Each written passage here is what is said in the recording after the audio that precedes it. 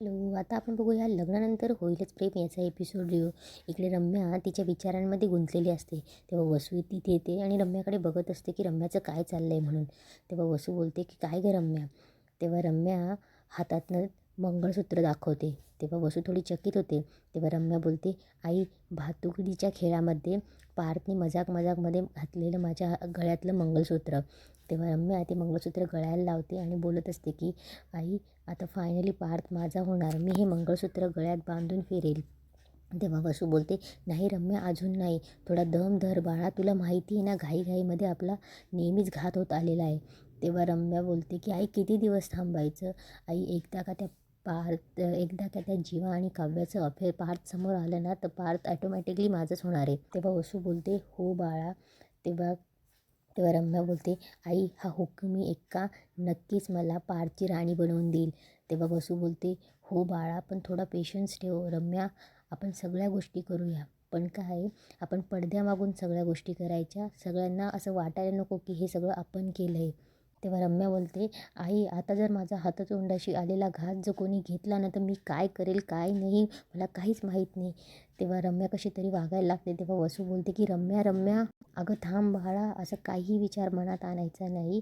तुला सांगितलं ना मी, थोडे पेशन्स ठेव, सगळं बरोबर होईल. इकडे काव्या पेंडंट बघत असते आणि बोलते की काव्यार्थ म्हणजे काव्य आणि पार्थ. तेव्हा पार्थ बोलतो, हो, तुम्ही आणि मी. तेव्हा काव्य बोलते, पण का केलं तुम्ही असं. तेव्हा पार्थ बोलतो, का केलं म्हणजे, आता तुमच्याकडे स्वतःचे दागिने नाहीत, म्हटलं तुमच्यासाठी सगळे दागिने बनवावे. पाटल्या, तोडल्या, ठुशी सगळे बनवावे, पण सुरुवात पेंडंटपासून करावी. तेवढ्यात रम्याला ते दागिन्यांची रिसिप्टचं आठवतं. एकदा पार्थने लपवलेली असते. तेव्हा काव्य बोलते, म्हणजे ती दागिन्यांची रिसिट. तेव्हा पार्थ बोलतो, सही जवाब. इकडे नंदिनी बोलते की काय कमाल साडी आहे, पण तुम्ही का आणली. तेव्हा जीवा बोलतो, तुम्हा बायकांचा काय प्रॉब्लेम असतो गं. गिफ्ट आणलं तरी प्रॉब्लेम, नाही आणलं तरी प्रॉब्लेमच संपत नाही यार तुमचे. तेव्हा नंदिनी बोलते, असं नाही, असं अचानक मध्ये साडी आणली ना म्हणून विचारलं. तेव्हा जीवा काहीतरी उत्तर देऊन मोकळा होतो की अगं, गेले काही दिवसापासून तू पंजाबी ड्रेसेसच घालते ना, म्हणून म्हटलं तुला साडी आणावी. तेव्हा नंदिनी बोलते, म्हणजे तुम्हाला मी पंजाबी ड्रेसेसमध्ये आवडत नाही का. बरं ठीक आहे, मला माहीतच होतं का तुम्हाला आवडत नसेल. आता मी इथून पुढे पंजाबी ड्रेसेस घालणारच नाही, साडीच घालेल. तेव्हा जीवा बोलतो, अरे ये चकाचक बाई, किती बडबड करशील, जरा तरी ब्रेक मार. अगं पूर्ण ऐकल्याशिवाय तुझी गाडी सुसाटच सुटते, जरा तरी ब्रेक मार. तेव्हा जीवा बोलतो, अगं तू पंजाबी ड्रेसमध्ये छानच दिसते, पण साडी कमाल आहे की नाही. हे बघ, कसं आहे ना, रोज कधीतरी बियर, रोज रोज मस्त संध्याकाळी थंड वातावरणात बियर पिणं आणि कधीतरी कमाल अशी स्कॉच काढून हळूहळू घोट काढत पिणं, यात वेगळी मजा आहे ना. तेव्हा शंकेने नंदिनी जीवाकडे बघते आणि बोलते, साडीचं उदाहरण देण्यासाठी तुम्ही दारूचं उदाहरण का दिलं. तुम्ही पुन्हा सुरू केली का. तेव्हा जेव्हा शांत बसतो आणि बोलतो की हो, ॲक्च्युली ते रोजचं ऑफिस करून करून जरा थकायला व्हायचं ना, आणि एवढं प्रेशर होता, तर थोडी लिटल सुरू केली आणि तुला कळलंसुद्धा नाही. तेव्हा नंदिनी बोलते, म्हणजे तुम्ही पुन्हा दारू सुरू केली. माझ्या डोक्यावर हात ठेवून शपथ घेऊन सांगता की तुम्ही पुन्हा दारू सुरू केली. तेव्हा जीवा बोलतो, अगं त्यात शपथ घ्यायचं काय. तेव्हा नंदिनी बोलते, बोला पटकन.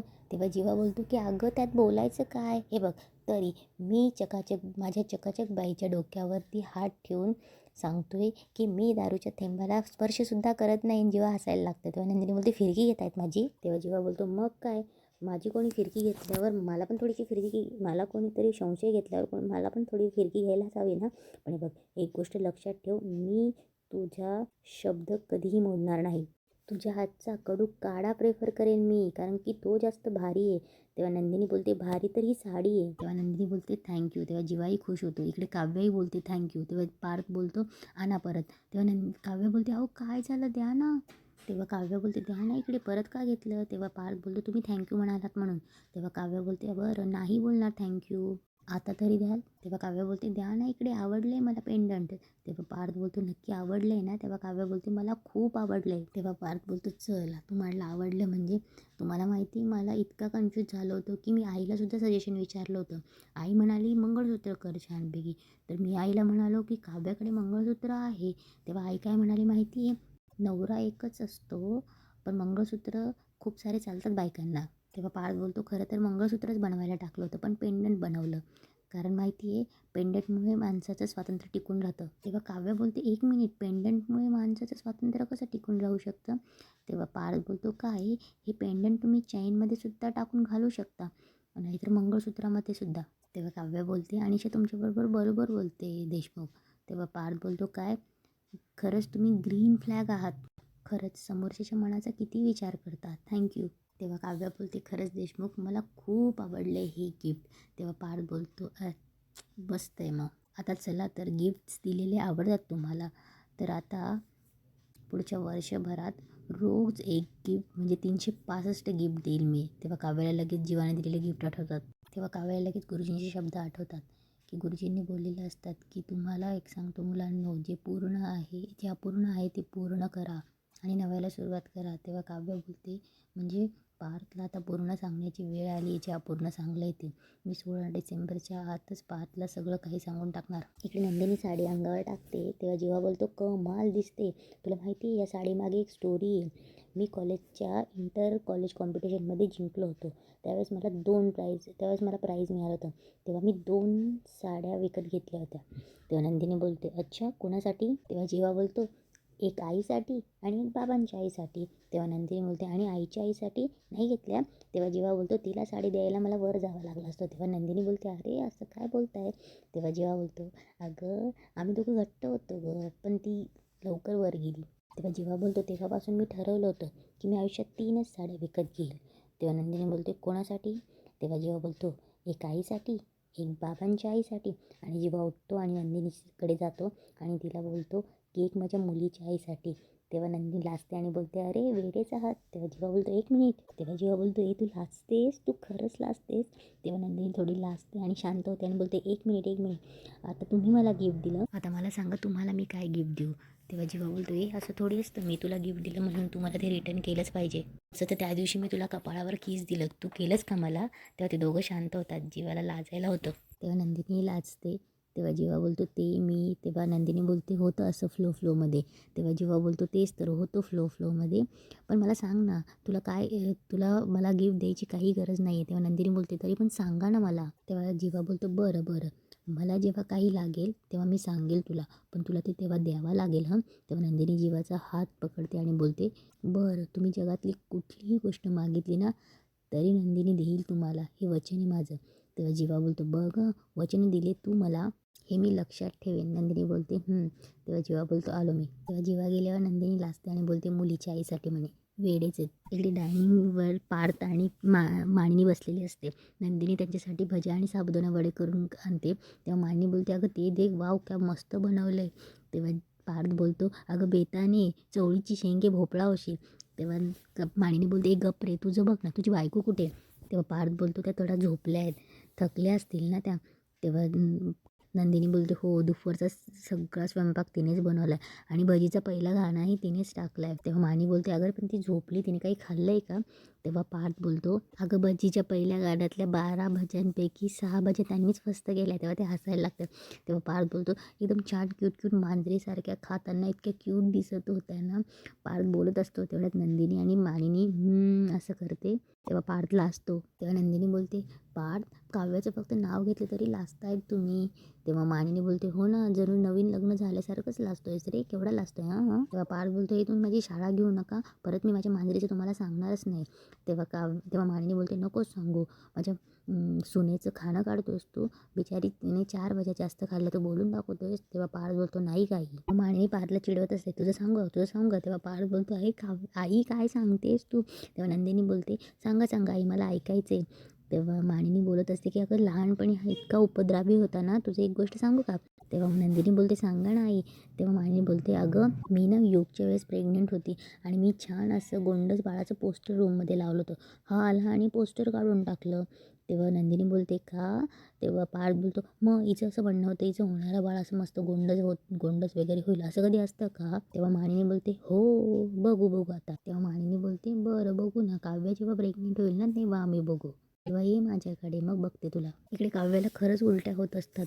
तिला कसं तरी होत असतं. ती उलट्या करत असते. तेवढ्यात आशाताई तिथे येतात काव्याचे कपडे ठेवायला. तेव्हा ते बघतात आणि बोलतात की "वहिनी काही झालं आहे का काव्याताई?" काव्या बोलते "हो ना, मला सारखं उलटीसारखं होते पण उलटी होत नाही आहे." तेव्हा आशाताई बोलते की "बरं, अरे देवा, मी तुमच्यासाठी गोळी आणू का?" तेव्हा काव्या बोलते की "नाही नाही, असू द्या, ठीक वाटेल मला." तेव्हा आशाताई बोलतात की "मी मानिनी ताईंना बोलवू का?" तेव्हा काव्या बोलते "नको नको, त्यांना कशाला उगाच त्रास. बरं एक काम करा, मी पार्थसाठी किचनमध्ये कॉफी बनवून ठेवली, तेवढी त्यांना नेऊन द्या म्हणून." तेव्हा आशाताई जातात. इकडे काव्य बोलत असते की "अरे देवा, माहिती आहे मिरचीची भजी खाल्ल्यावर पित्त होतं. आता खाल्लेच ना तरी आता उलटी करत राहा दिवसभर उलट्या. आज मला दिवसभर काही खावाच नाही लागणार, कंट्रोल करावा लागेल बाबा." इकडे आशाताई पार्थला कॉफी नेऊन देत असतात. तेव्हा पार्थ फोनवर बोलत असतो आणि तो बोलत असतो की 3 महिने झाले, 3 महिने, आता रिझल्ट आला आहे, गुड न्यूज आहे, गुड न्यूज. सांग बरं काय गुड न्यूज असेल. तेव्हा आशाताई मनात बोलतात अय्या काव्याताईंना कोरड्या उलट्या होत आहे आणि पार्थ दादाही गुड न्यूजबद्दल बोलत आहे, हे पहिले मानिनी वहिनींना सांगायला पाहिजे. तेव्हा आशाताई तिथून निघून जाते आणि इकडे पार्थ बोलतो किती वेळ लागतो तुला गुड न्यूज सांगायला, मी सांगतो, बॅनर्जी ग्रुपचा प्रोजेक्ट मला मिळाला आहे. इकडे मानिनी जोरजोरात बोलते पार्थ, काव्या इकडे इकडे, काव्या कुठेस, ये इकडे. तेव्हा पटकन काव्य आणि पार्थ येतात आणि काव्य बोलते की काय झालं काय, आम्ही येईपर्यंत तुम्हाला चैनच पडत नाही आहे. तिकडे नंदिनी आणि आशाताई पण येतात. तेव्हा काव्य मानिनी बोलते मग आता गोष्टच अशी आहे. तेव्हा नंदिनी विचारते काय झालं. तेव्हा काव्य बोलते बोला ना पटकन काय झालं. तेव्हा मानिनी बोलते मी सांगणार नाही, खरं तर हे तुम्ही सांगायला हवं आणि आत्ताही सांगत नाही आहात. मानिनी बोलते कसले डॅम्बिस आहात रे तुम्ही दोघं, अजूनही सांगत नाही आहात. तेव्हा नंदिनी बोलते काय झालं. तेव्हा मानिनी बोलते विचार विचार, तुझ्या बहिणीला विचार. तेव्हा मानिनी बोलते काव्या उलट्या होतात की नाही तुला. तेव्हा काव्य बोलते हो होत आहे, पण तुम्हाला कसं कळलं. नाही म्हणजे ॲक्च्युली उलटी होईल असं वाटतं पण होत नाही. त्या नंदिनी आणि मानिनी खुश होतात. पार्थ काहीच कळत नसतं. तेव्हा नंदिनी खूप खुश होते आणि बोलते काय, मला खरं सांग तुला उलट्या होत आहे. तेव्हा काव्य बोलते अगं ताई खरंच उलटे होते की काय असं वाटतं पण होतच नाही. तेव्हा नंदिनी बोलते अगं कोरड्या उलट्या ना. तेव्हा काव्य बोलते हो ताई का त्याच टाईप कोरड्या उलट्या. तेव्हा नंदिनी तिच्या गळ्यातच पडते आणि बोलते काव्या मी खूप खुश आहे. तेव्हा नंदिनी बोलते चला प्रगती आहे. तेव्हा पार्थ बोलतो प्रगती म्हणजे. तेव्हा मानिनी बोलते प्रगती म्हणजे काय, तू सांगायला हवं होतं खरं तर, आशाने तुझ्या फोन कॉलवरनं कळलं की गुड न्यूज आहे. तेव्हा काव्याला काहीच कळत नसतं. तेव्हा पार्थ बोलतो अच्छा ते मलाही आजच कळलं आणि मी तर सोशल मीडियावर पण टाकणार होतो. तेव्हा मानिनी बोलते अरे वेडा आहेस का, सोशल मीडियावर काय, ही अशी गोष्ट कोणालाही सांगायची नसते, चुकून ओटी भरेपर्यंत कोणालाही सांगायची नसते. तेवढ्यात तिथे रम्या आणि वसूही आलेले असतात. तेवढ्यात रम्या बोलते एक मिनिट ही चोर ओटीचं मध्येच काय आणि कोणाची चोर ओटी. तेव्हा नंदिनी आणि मानिनी बोलते काव्याची. तेव्हा सगळे शॉक होतात. पार्थ आणि काव्यालाही काही कळत नसतं. तेव्हा काव्या बोलते काय माझी चोर ओटी ताई. तेव्हा मानिनी बोलते कळेल कळेल, तुला सगळं कळेल काव्या हळूहळू. 3 महिन्यांनी रम्या आणि वसू तर शॉकच होते. नंदिनी मानिनी बोलते 3 महिन्यांनी चोर ओटी भरायची असते, मग काही दिवसांनी डोहाळे जेवण करायचं असतं. तेव्हा मानिनी बोलते आणि मग 9 महिने झाले की तेव्हा नंदिनी आणि मानिनी लहान बाळाचा रडायचा आवाज काढतात आणि हसायला लागतात. तेव्हा कळतच नाही. तेव्हा आशाताई बोलते मी तर म्हणते यांना जुळेच झाले पाहिजे. तेव्हा नंदिनी बोलते अगं ये. तेव्हा पार्थ बोलतो हा जुळेच आहेत. तेव्हा पार्थ बोलतो एक मिनिट काव्या प्रेग्नेंट आहे. तेव्हा काव्या चिडून पार्थकडे बघते. तेव्हा पार्थ बोलतो कसं शक्य आहे हे. पार्थ काव्याच्या कानात बोलतो काल रात्री. तेव्हा काव्य बोलते अहो काय बोलतायत तुम्ही, काय आहे हे. तेव्हा मानिनी वसूला एवढा रम्याला एवढा राग येत असतो ना, पण वसू तिला दाबत असते. तेव्हा मानिनी बोलते बघितलंस ना नंदिनी, दोघं एकमेकांना कसे खाणाखुणा करत आहेत ते. ती काव्य आणि पार्थबद्दल बोलत असते. नंदिनी बोलते दोघे किती छुपे रुस्तम आहात ना तुम्ही. आणि इथेच आजचा एपिसोड संपतो.